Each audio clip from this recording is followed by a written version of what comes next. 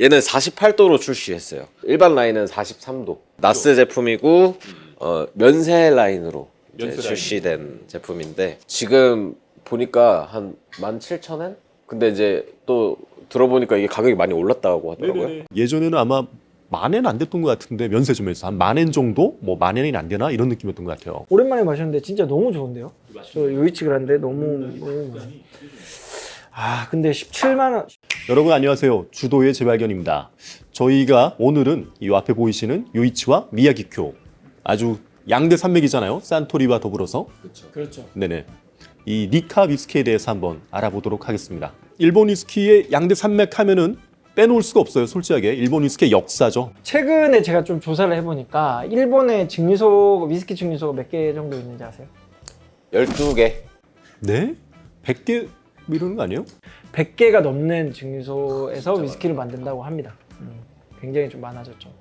그렇게까지 가능할 수 있었던 어쩌면 그 일본 위스키의 원류 느낌이잖아요. 그렇죠. 그 위스키 좋아하시는 분들은 일본 위스키에 대해서 많이들 아실 것 같은데 간단하게만 얘기를 하자면 산토리의 창립자인 토리 신지로라고 하는 사람이 제대로 된 위스키를 한번 만들어 보자라고 해서 스코틀랜드에서 이제 유명한 마스터 디스틸러를 이제 초빙을 해오려고 스코틀랜드를 갔는데, 야 너네 나라에 굉장히 위스키 공부 열심히 하고 본국으로 돌아간 친구가 있어, 그 친구랑 한번 해봐 라고 해서 수소문을 했더니 이 니카 위스키를 나중에 만드는 다케수루라고 하는 분이 있었던 거죠. 그래서 이제 토이리 신지로와 다케수루가 만나서 일본 위스키의 어떤 시작이라고 할 수 있는 야마자키 증류소를 세우고, 결국에는 이제 좀 티격태격 했죠. 그래서 이제 한 10년 정도 같이 일을 하다가 이제 다케수루가 독립해서 만든 회사가 니카입니다.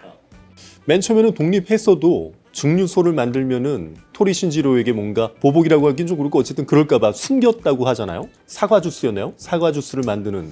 그쵸. 처음에 이 니카라고 하는 회사를 차렸을 때 그게 이제 대일본 과즙 주식회사 이건데, 그 일본의 이제 니폰 할 때 이제 니, 그리고 이제 과일 할 때 과, 그거를 해서 니카 이렇게 이름을 지은 건데, 그 요이치라는 증류소를 이제 가장 먼저 세웠는데, 그 요이치라고 하는 증류소가 위치하고 있는 이제 홋카이도 지역이 그 사과가 굉장히 특산물이래요. 수익을 계속 내기 위해서 그 사과를 이용한 사과 주스를 이제 처음에 만들기 시작한 걸로 시작이 된 거죠. 그 야마자키라고 하는 증류소가 생기기 전에는 속칭 가짜 위스키, 그러니까 유사양. 그렇죠, 유사 위스키를 주로 만들었어요. 공부를 하다 보니까 이제 위스키에 관심이 생겼고, 그래서 이제 세츠주조라고 하는 회사에 이제 들어갔는데, 그 세츠주조라고 하는 회사 자체가 이제 원래 가짜 위스키를 좀 만들던 회사였고, 그 대표가 이제 우리도 한번 제대로 된 위스키를 만들어 보자라고 해서 이제 야심차게 이제 다케수루를 스코틀랜드로 유학을 보내준 거죠. 그래서 이제 한 2년 정도 공부를 하고 돌아왔는데, 세츠주조가 그 정도의 깜냥이 안 되는 거죠. 증류소를 세우고 뭔가 하기 깜냥이 안 되니까 결국에는 이제 퇴사를 해서 토이리 신지로의 어떤 오퍼를 받고서는 이제 가게 된 거죠. 요이치랑 미야기쿄는 굉장히 캐릭터가 완전 정반대의 캐릭터예요. 요이치는 정말 스코틀랜드보다도 훨씬 스코틀랜드스러운 증류소예요. 그래서 그 피트를 사용해서 굉장히 스모키한 풍미의 위스키 원액을 만드는 증류소로 유명한데, 보통 일반적인 증류소는 스팀을 이용해서 간접적으로 이제 가열을 해서 증류를 하는 방식이잖아요. 스팀 방식은 한 150도 정도 되는 온도의 스팀을 이용해서 이제 증류를 하기 때문에 굉장히 좀 풍미 자체가 좀 부드럽고 약간 은은한 그런 캐릭터라면, 이 석탄 직화 방식은 1000도 가까이 된다라고 하더라고요. 그러니까 이제 굉장히 캐릭터가 좀 센 느낌의 원액을 만들어내는 방식이어서 이 미야기쿄는 굉장히 좀 부드러운 스팀 방식으로 만들어지고, 이 요이치 같은 경우는 직화 방식으로 해서 굉장히 좀 캐릭터가 센 그런 원액을 만들어내는 증류소다라고 말할 수 있습니다.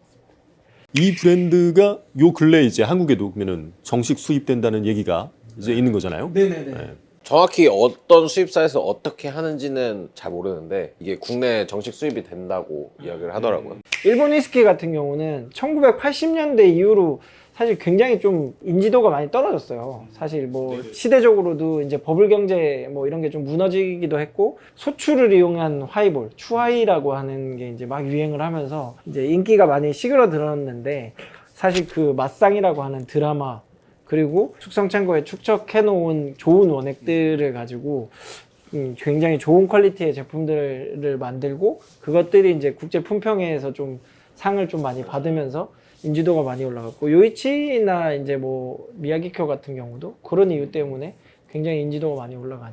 아마 이제 둘기님은 들어는 봤겠지만 저희 진짜 예전에는 야마자키 12년은 그냥 뭐 막 마시고 18년 정도 돼야 하이볼 하면 맛있네 이런 느낌이었는데, 지금은 이제 너무 비싸졌죠 이제. 맞아요. 저는 솔직히 아직 요이치 증류소를 못 가봐서 이제 올해 한번 가볼까 마음은 잡고 있습니다. 뭐 홋카이도에서 이렇게 멀지 않다고 해서 또 무료 투어도 잘 돼 있다고 하더라고요, 얘네들은. 저는 요이치 증류소 하면 딱 생각나는 게 그 딱 입구 앞에 이렇게 약간 성처럼 되어 있잖아요.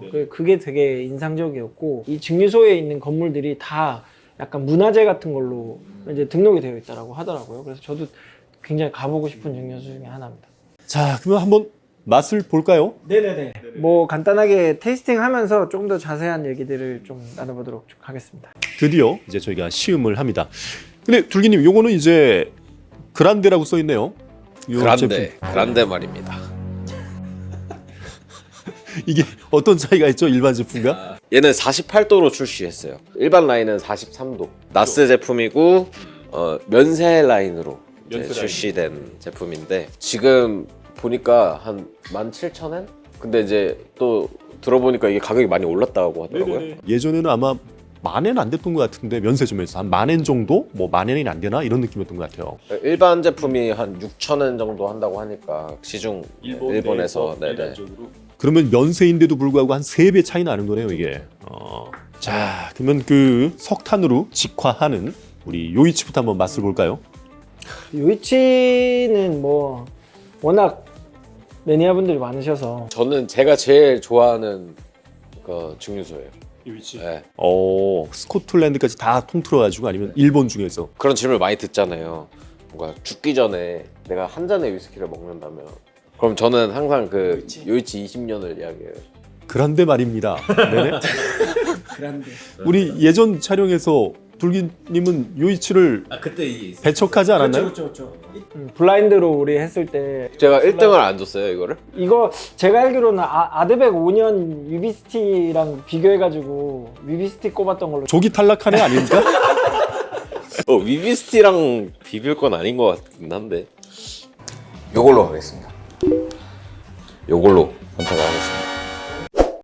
그러니까 향을 맡을 때 그 약간의 피트감이 약간 올라오는데, 그게 노란 약간 예쁜 과일들이 싹 그것과 어울려가지고 되게 향부터 일단은 뭔가 다채롭다라는 느낌을 주는 레이어가 느껴져요. 그러니까 저는 일본 위스키 마셔보면 항상 느끼는 거지만 과하지 않아. 뭔가 투머치 이런 느낌이 별로 없어. 네, 그런 게 너무 좋아. 밸런스들이 되게 좋은 편이에요, 다 일본 위스키들이. 좋네요. 미야기쿄는 사실 저는 미야기쿄보다는 요이치 쪽이 좀 더 좋거든요. 확실히 미야기쿄는 이제 피트가 없잖아요. 얘는 거의 피트가 없죠. 대신에 이제 쉐리. 네네네네. 과실량 이런 것들 좀. 옛날에 미야기쿄 쉐리 캐스크였나요? 뭐 그런 걸 되게 맛있게 마셨던 기억이 나요. 이게 시리즈가 되게 뭐 있었잖아요. 제가 알기로 요이치도 있고 미야기쿄도 각자 그래서 증류소에 가면은 이 요이치를 구성하는 맛들을 이제 싱글 캐스크라고 해야 되나? 그런 식으로 이제 나오죠. 불과 한 4, 5년 전에는 굉장히 다채롭게 우리가 그래도 어렵지만, 그리고 또 가격이 좀 비싸지만 맛볼 수 있었는데, 지금은 웬만한 바에 가서 이렇게 요이치 숙성연수 있는 제품들을 보는 것도 사실 힘든 것 같아요. 매니아들이 그냥 따로 구매를 하는 거는 뭐 구하실 수 있겠지만, 업장에서 이제 바에 갔을 때 보기 쉽지 않은 제품들인 것 같긴 합니다. 사실 그리고 니카 제품은 요 두 가지의 어떤 싱글 몰트 위스키 제품도 있지만, 니카 하면은 가장 대표적인 게 사실 블랙 니카. 산토리 카쿠빈과 쌍벽을 이루는 이제 하이볼 용으로 나오는 굉장히 저렴한 위스키가 제일 대표적인 제품이긴 하죠. 네.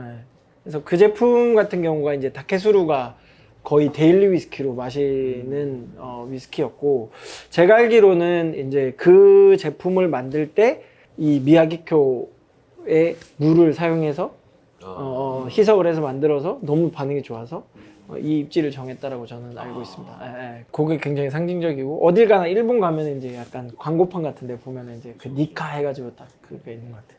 그렇군요. 어서 빨리 어쨌든 한국에 들어오면 좋을 것 같습니다. 네네. 다양한 제품들이 좀 들어오길 기대해 봅니다. 이게 왜 위비스트한테 졌었지? 그 다케츠루라는 위스키도 있잖아요. 그쵸. 요 두 가지 원액을 섞어서 만든 게 다케스루라고 하는 블렌디드 몰트. 뭐 둘 중에 그러면은 뭐 둘기님은 뭐가 요이치는 탈락인 것 같고 미야기교가 더 좋나요? 아니 근데 저는 유이치가 더 좋은데요. 네. 이게 뭐 여러분들도 아마 좋아하시는 분들 많으실 것 같은데 되게 오랜만에 먹었거든요. 그때 우리 그 월드컵 맞아요. 한 이후에 오랜만에 마셨는데 진짜 너무 좋은데요? 저 요이치 그란데 너무 근데 17만 원이라도 저는 그래도 뭐 그 정도 가격대에 웬만한 위스키들 뭐랑 비교하면은 나쁘지 않다. 저도. 그래서 면세점에 가야지만 살 수가 있으니까. 일본 여행 가시는 분들은 꼭 면세점에서 한 병 구매하셔가지고 드셔보시면 좋을 것 같습니다. 자, 저희가 그럼 이 정도에서 마무리하면서 오늘은 이제 국내에도 곧 수입될 일본 위스키의 양대 산맥 중에 하나인 니카, 그 중에서 이제 요이치와 미야기교에 대해서 한번 알아봤습니다. 다음번에 더 좋은 내용으로 또 인사드리도록 하겠습니다. 즐겁게 마실 때 알고 마시자.